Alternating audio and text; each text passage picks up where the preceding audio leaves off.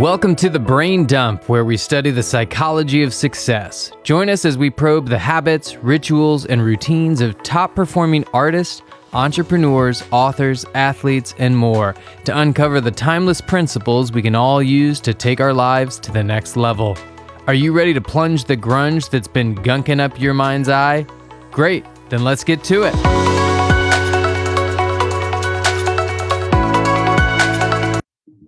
Guys, welcome back to The Brain Dump. We've got my co-host, as always, Mr. Anthony in the house. How you doing, my brother? I'm doing fantastic. How you doing? Doing good. Man, we are going to talk about, I don't know if there's a hotter topic in the entrepreneur social media space because, guys, we have to whisper. Because if we talk about it too much, the hustle porn stars might be mad at us. And we're going to talk about this thing called rest and recovery. Those hustle porn stars are going to come and get us, and they're going to beat us with all their hustle. And we're just going to be resting, and we're going to be undefended. Like, how do we defend ourselves when we're over here just in a state of recovery? We have and they're going to get us on a Sunday too when we're trying to enjoy a moment outside. That's a day of rest. My God. Okay, so let's lay the foundation here. People at home are probably like, "What are these guys talking about?" So first and foremost, let's talk about hustle porn. What is that? Because for some people, maybe it's the first time you're ever hearing that term.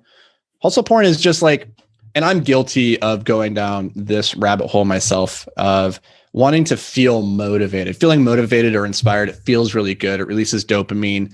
And so like, guys like Gary Vee or Tony Robbins or like all these motivational quotes that you see online or motivational videos with all like the really epic music in the background, or just even on a really subtle level, people talking on like LinkedIn or Facebook about how they woke up at 4 a.m. and they're going to go and lift an elephant and then meditate for 3 hours. And it's like, and then they're going to go work for the next 28 hours straight. And so it's just like this culture of more, rise and grind, baby. Like, go get it. If you're not bleeding from the eyeballs, then do you really want it badly enough? Like, you're not trying hard and somebody is going to outwork you.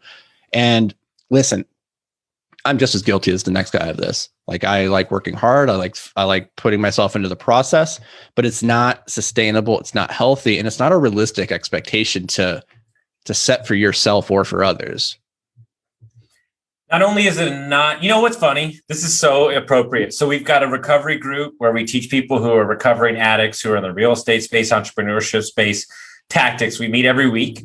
There's this dude, man, working out every day, crushing it, getting up at 4 a.m., working until 9 o'clock at night. I mean, he's like, dude, for like a month straight, he texts me this thing. He DM me this thing. Hey, I got one question for you. Number one question I have for you. How do I keep this up? And my response was simple. You don't. And he goes, what do you mean you don't? I said, you don't. It doesn't work that way. But what I have conditioned myself to understand is that life is in seasons.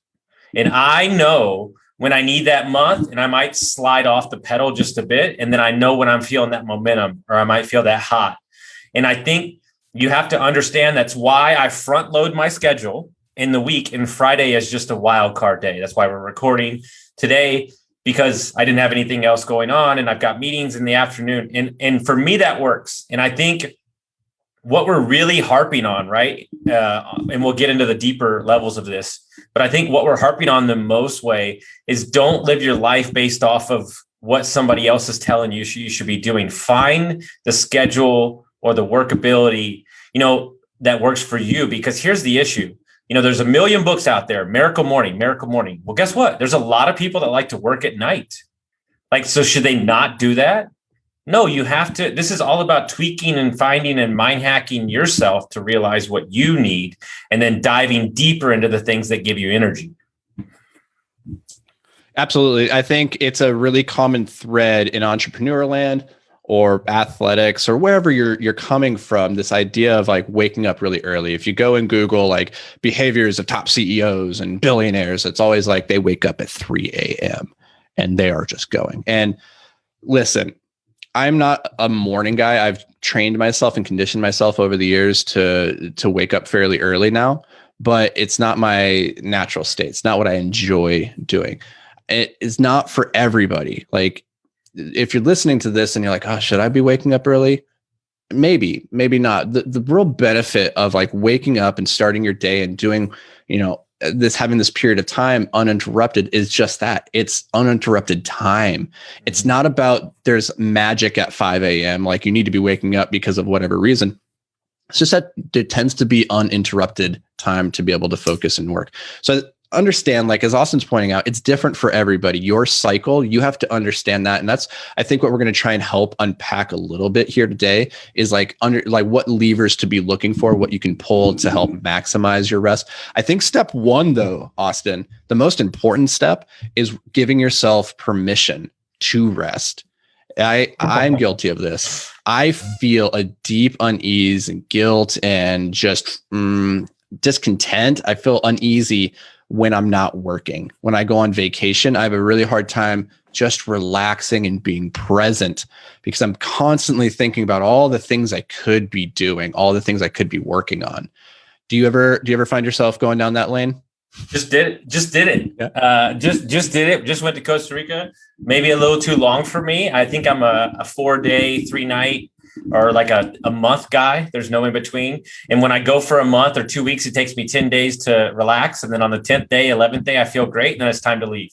It's typically how it works for me. But what's interesting, my girlfriend admitted that she has seen me happier since I've got back because I've been working and stuff. So the way that my mind operates, or the way that I grew up, just from what my parents taught me, is that a good day's work made a beer taste good. Like that's what that's a weird guy to say that who's in recovery. But the idea of that is everything tastes sweeter when you put in the work.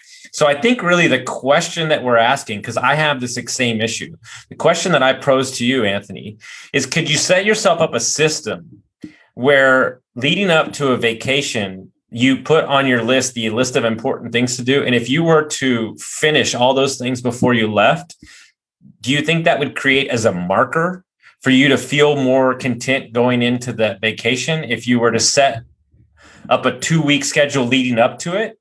Like I heard something that in a book today. It's a very interesting concept. Of knowing I like that idea. I think I would struggle. I think it could create some issues for me. One is leading up to the vacation. I think I'd become very stressed and really fixated on getting those things done. And then one, if I don't get them done and I go on vacation, that's going to be a real crapshoot, right? Yeah. And then two, maybe I do get everything done, but there's never done. Right. In this world, there's never done. You can always find another thing to do. As soon as you tick one off, it's like a Hydra, 3 more kind of pops back up. So I don't know if that would work for me. What might work, and something I utilized when I was a professional athlete, is like one is understanding like the way that our bodies actually adapt and grow stronger is through that rest and recovery period, right? It's not when you're in the gym lifting the muscles and doing all the jazzercising that you're getting stronger. It's when you go and you rest and you sleep and you recover. That's when the muscles are being rebuilt. And so what I did was I took my rest and recovery period just as seriously and got it just as dialed in and had a process for it in the same way that I did when I went to the gym. So that as I'm going through my resting process, I get to check boxes and be like, oh, I'm doing this and I'm doing that and I'm doing this thing. And so that might work well for me actually on vacation, is if I go into it and I say, these are the check boxes that I need to tick to show that I'm resting fully. And so those check boxes might be things like, don't check your email, put your phone on airplane mode for the entire day. And then I go into it and I say, that's important for resting. And I'm resting right now. That's a game changer. That really does a lot for me, but it's an interesting topic because on Monday this week, I created a new morning routine, and I'm getting up at 4 now, opposed to 5. And don't get me wrong, there's been some mornings, man. It's that I don't know if I'm going to or I'm going to, and I've picked to go to. I haven't fully committed to it. It sounds like it's like that eye goes just to sleep one more time, and I'm like, ugh. No. But long story short, for me, bro, and I'm gonna be as vulnerable as I can be. My meditation practice and journal. I've never journaled a day in my life. Now I might journal in my mind, but I've never physically journaled. And so for 5 days in a row, I've meditated straight, and I've journaled, and I've stretched in the morning, which I never did. And because they're in my checklist now, I refuse to not do them because I'm that type of guy. And I feel like $1 million this week. Mm-hmm. I don't know why. I like to keep that stuff in my mind. And next week, I'm going to extend the meditation a little bit longer and a little bit longer. And I'm going to create those small wins. But man, I have been happy, joyful, more clear. Like yesterday, I had an 1.5-hour massage, which I meditate through the whole time. And man, I had a crazy week with a lot of meetings and a lot of big opportunities are coming up. And I felt really over my skis Thursday morning, like really over my skis. And as soon as I walked out of that massage, I was calm. And it was like that 1.5 hour just shut down with meditation music. And man, I feel like a different person today, just focused, locked in, more centered. And we as entrepreneurs play this game where we live right on the edge of that line, where my question to you is, are you more, what makes sense to you? The small wins, the daily habits, the winning the day, the taking care of yourself, or revving the Corvette to the red line? And then you hit the wall and then you're messed up for 3 weeks, right? Or is it better to just compound the small wins and take those days off and take that hour off and just, keep the oil in the car, keep the gas filled up, make sure there's water, washer fluid. Like that to me sounds more exciting than breaking the RPMs and having the motor drop out of the car. Man, you went to a car analogy that I was just going to use, and I'm going to still use it, but just give me a second to kind of work over to that. First of all, let's debunk the myth right here, right now, forever and for always, that of like the 80 to 100 hour work week. Like that is not a thing that people can do sustainably. It's just not. You look at like Elon Musk and they're like, oh, he works 100 hours a week. He does not. And like you look at like he's breaking down and he's admitted he's like, this isn't sustainable. You can't do your best, most creative, most engaging work when you're in a state of constant fatigue. It just your quality decreases. And so first is recognizing that an ounce of, I don't know what the phrase is, an ounce of preparation saves a pound of heartache. I don't know. I'm just making up phrases now, but it's the idea that by putting in the time to prepare for the work, we can do better work. And one of the key levers that helps put us into the right place is resting and recovery. So it's like, here's my car analogy.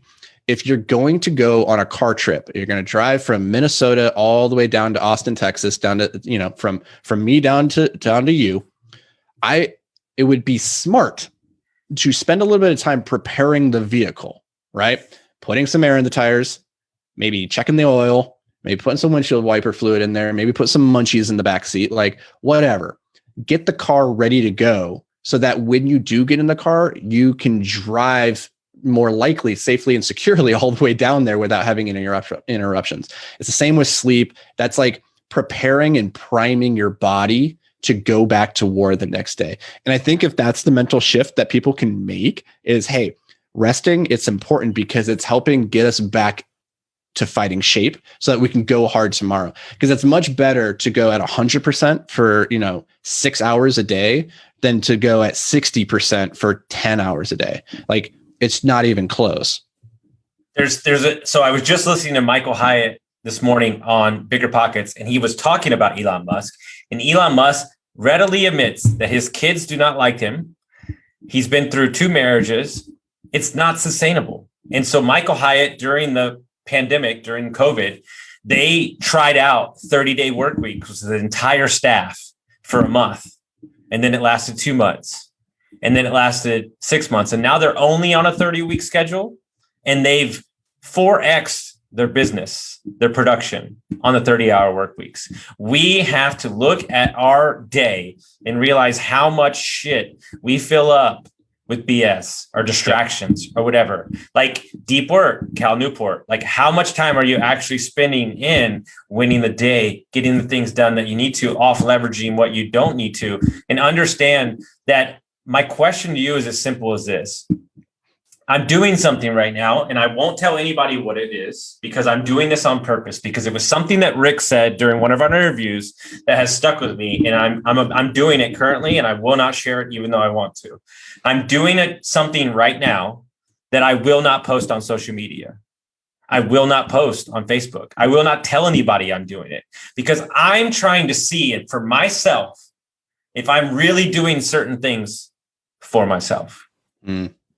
This is my big play with myself. Like how much of what I do, how much of what I put out there in the universe is driven by social accountability, by me being a coach, by me having to be a badass, by me being an entrepreneur. And I'm trying to decipher who I am as a person and who I feel like I need to be on social media. And I think that plays in the hustle rest material. Oh, Austin can't, everybody needs a picture of Austin at 4 a.m. walking. Like if I don't get that, then everybody's going to think I'm fucking lazy. Like that goes on in your mind, right? Yeah. And so we have to ask ourselves, like, who are we trying to prove it to? Ourselves or other people? One of the things I've started thinking about in the last couple of weeks that I want to be known for is I want people to look at me and be like, man, that guy, he rests like a mofo. That guy, like Austin, he works hard, but Anthony, that guy rests hard, but they don't say it in a way where it's like he's lazy, because that's not what we're talking about here. We're not talking about being lazy. Yeah, we're talking about putting in the time and energy to maximize our recovery so that when we're in the game, we're untouchable.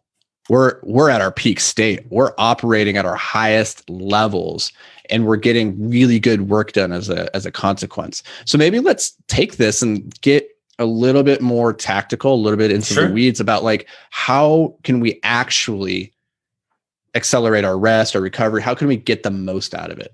I love what you said about putting it in the schedule. I think that's a game changer. The second thing is spending, as they would say, like, if I'm going to cut down a tree, I'm going to sharpen the axe for the first 3 hours. Yeah. We need to look at our schedule and realize, let's say you have a week that's very busy. And let's say that like 3 of those meetings are not immediate 911 meetings. Then simply ask those people that you're meeting with, hey, do you mind if we move this to another week when I'm not as busy? And understand that don't feel obligated to make every meeting. And something that I've worked on, took me almost 36 years to realize. I will straight up ask, and I don't do this like the minute before, but if like 2 hours, 3 hours, 4 hours before, if I'm not feeling up to it, I will ask to move the meeting. That is like one of the biggest things, because me not showing up as the best version of myself doesn't do anything for you on the other side of that. And just showing up to show up. And so you have to ask, as my mentor would say, how many things on your schedule are dirty yeses? How many things on your schedule are dirty yeses, Matty A? How many things on your schedule are you doing that is not a fuck yeah, yes? And I would imagine that there's a ton. Yeah, absolutely. I think so. What's the dirty S? Did I miss what the S stands for? Dirty yes. Pardon me. Dirty yes. So, okay. So how many things have you said yes to on your calendar? Oh, yes. Okay. Pardon me. I'm hearing S, like the word, like the letter S. How many things have you said to on your calendar that are yeses that you don't truly, that aren't moving you forward, or you feel obligated? Yeah. And he said, once you clear those up and get real clear with your boundaries, right? And creating that space like, hey, I'm done at 5 o'clock, no matter what. Like, and you know what? If it's got to wait till next week, it's got to wait till next week. Just getting extremely very particular with your time and protecting it, because I treated everything like, let's say you have a jar of energy every morning and you can only open the jar 10 times or you would fall down asleep. Like, wouldn't you really protect that 10 times that you pull it out? Mm-hmm. I think we need to look at our day like that. Yeah, I think that's absolutely right. I love the idea of treating rest like a to-do. So maybe that's tactical step number 1 for you guys and gals listening at home is let's look at our schedule. And if you're time blocking like I do, I think Austin, do you time block as well? I do, yes. Yeah. So we're scheduling out our day the day before. We're saying, hey, this is what I'm doing when I'm doing it. I want you to put rest on there for at least an hour a day. And it can be in the middle of the day. And because honestly, guys, like, you have to understand the biology of a human and how we're designed to operate in this world. Like we're a squishy machine made of blood and bones, right? And if you can understand how we work, it's going to be all for the better. So first of all is understand what's called ultradian rhythms. So every single day when you wake up, your ultradian rhythm starts. And what that means is, and we focus and we go into these periods of rest and recovery every 90 minutes. So for every 90 minutes, you go into this peak state and then you come out of it into a 90-minute rest and recovery phase. And it just happens all throughout the day. And it syncs up with our circadian rhythm, which is on a 24-hour window. What tends to happen is at about midday, around 1 to 3 o'clock in the afternoon, it usually correlates with eating lunch because we're going into a digestive state. We get tired. We're not as focused. We're not as clear. We get a little bit foggy. And so that's a really great time to think about what are the levers that you could pull in your day to help reset and rejuvenate. So here's a couple things you can do.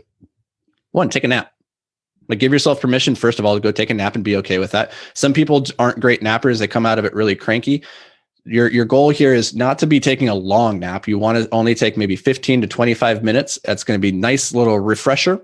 If you're not a napper, then I recommend a practice called Yoga Nidra. And this is a guided relaxation exercise. You can go to YouTube, look it up, Yoga Nidra. They're going to guide you through how to progressively relax your body. It's very meditative, and you're going to feel really good coming out of it. And it's also going to be a helpful way to like reset your willpower as well. You can go and do a little bit of exercise, but the goal here is not to exhaust yourself. It's just to get those endorphins going, get the blood moving. And these are going to be ways to kind of like reboot in the middle of the day. But that only happens if you schedule it. If you don't schedule it and you just say, I'll fit it in when I can, then you're not treating it with the importance that it's due. Well, you know what's interesting? And it's a proven fact. You read it. You have more beta waves available in your mind in the morning, right? I have more deep thoughts, more other things. So what I always do, and maybe I'm a morning person, my dad was, it's who I am. I really go heavy in the morning. I make sure I get all my workout in, all my meditation, all my thing, because I know after like 2 o'clock, 3 o'clock, my mind starts wandering. So if I have a very, let's say a big meeting, right? A big something I'm doing, like if it's not me talking to a group or anything, I never do a meeting past 4 o'clock. Can't do it. I know that about myself. Maybe I was in the restaurant business too long and 4 o'clock meant happy hour, but my mind starts wondering. But if you catch me at 6 a.m., I had a business meeting the other morning at 6 a.m. with my business partner. And I was like spouting off stuff. And it was like, it didn't matter because I got up at 4. But I know that about myself. And so we're asking you, this whole episode is asking you to, what I think is the greatest thing is mind hack yourself. Like, figure out what you like, what works for you, experiment with a couple different things. That's what life is about. Understanding like, hey, maybe you do get the 10-minute nap, but you said something there that is, I think, the most important thing of this entire episode. And we've glazed over it a couple times, and then we'll get you out of here with this. Give yourself permission. Mm-hmm. That's the key, because these things that you have on your calendar, remember this very simple thing. It's a choice. It's all a choice. It's a choice for me and Anthony to be on this podcast recording this for you. It's a choice for us to get on a meeting an hour from now. So your need and want to be so busy is probably predicated on childhood stress of you feeling like you're not good enough or you're not adequate. So dip into these feelings and understand that everything that you do, everything that you schedule, everything that you do in business is a choice for you to be out there. And so if it's your choice, then your week needs to look like you want it to look. It's as simple as that. Yep. I think that's a perfect place to leave this. I want to just leave you guys with one final car analogy.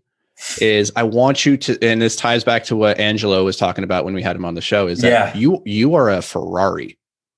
Mm-hmm. You can't leave your engine on 24 hours a day.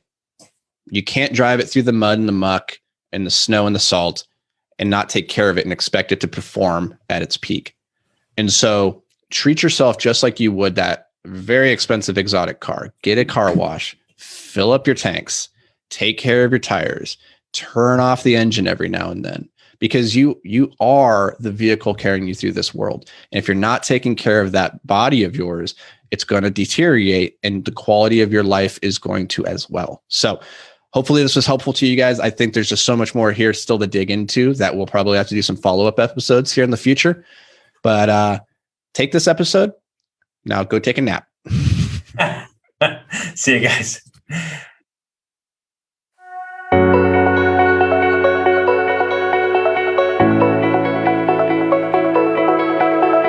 Thanks for joining us here at The Brain Dump. Now, before you go, it's important to solidify what you've learned here today by taking action. If all you do is listen, then you're only going to retain a small amount of the information you consumed here today. So take a quick moment to really lock in any key insights, tidbits, or pieces of wisdom that you want to carry with you into the future.